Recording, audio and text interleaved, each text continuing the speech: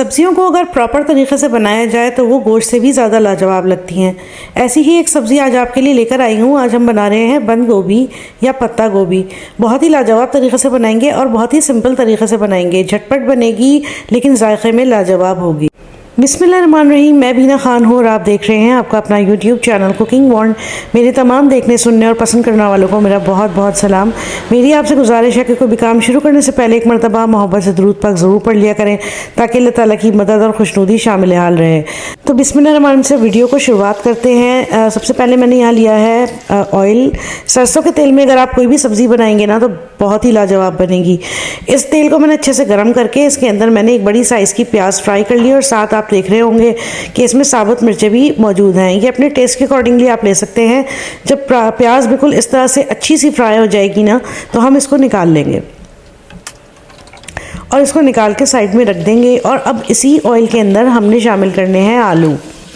अब आलू को हमने बहुत अच्छा सा फ्राई करना है। इसकी वजह ये है कि आलू एक तो बहुत टेस्टी हो जाएंगे आपके, और दूसरे ये कि जब आप इसके अंदर टमाटर डालेंगे तो आलू गलने में बहुत प्रॉब्लम करते हैं, तो वो आपके साथ मसला नहीं होगा। आप देख सकते हैं यहाँ पर बिल्कुल तलने के इफेक्ट्स इसमें आ चुके हैं।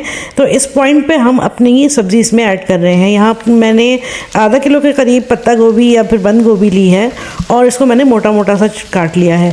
मोटा इसलिए काटा है क्योंकि ये गलने के बाद बहुत सौगी सी हो जाती है, तो वो अगर पतला काटेंगे तो वो बहुत ही अजीब सी लगेगी। तो थोड़ा सा मोटा काटिएगा ताकि इसके अंदर थोड़ा सा क्रंच भी बरकरार रहे।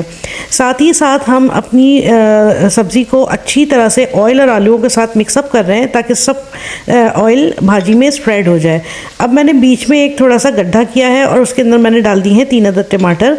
ये मेरे पास है लौंग, कुटी हुई लौंगे हैं ये 3 अदद के बराबर। ये भी हमने इस पर डाल दी, बहुत ही आला खुशबू आएगी इससे।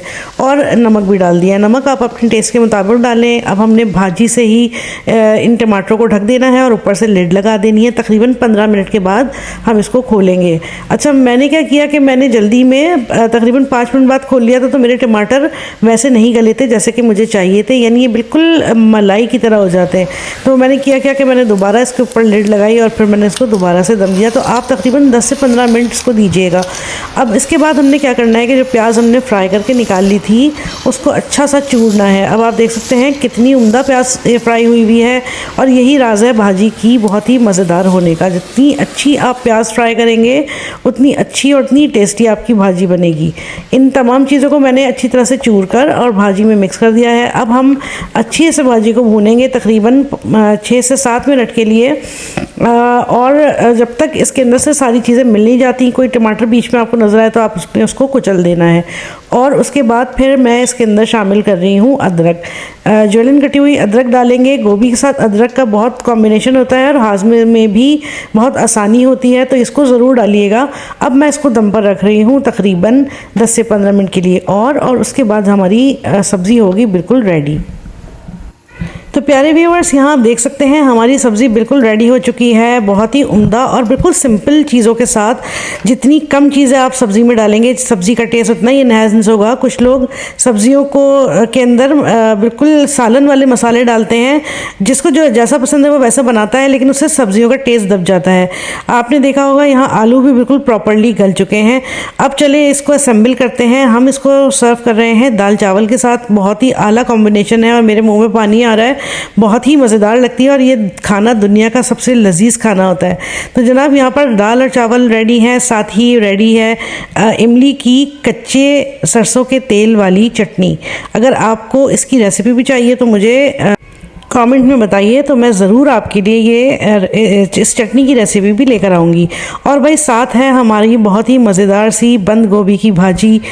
यकीन कीजिए ये बहुत ही लजीज खाना है, और ये सब्ज़ी तो बहुत ही लजीज है। इसको आप पराठे से भी सर्व कर सकते हैं और आप इसको रोटी से भी खा सकते हैं, और दाल चावल के साथ तो इसका क्या ही जवाब है।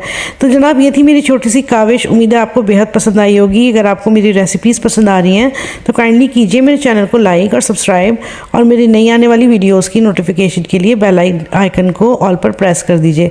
अगर ये वीडियो थोड़ी सी भी अच्छी लगी हो तो अपने फ्रेंड्स और फैमिली के साथ इसको ज़रूर शेयर कीजिए।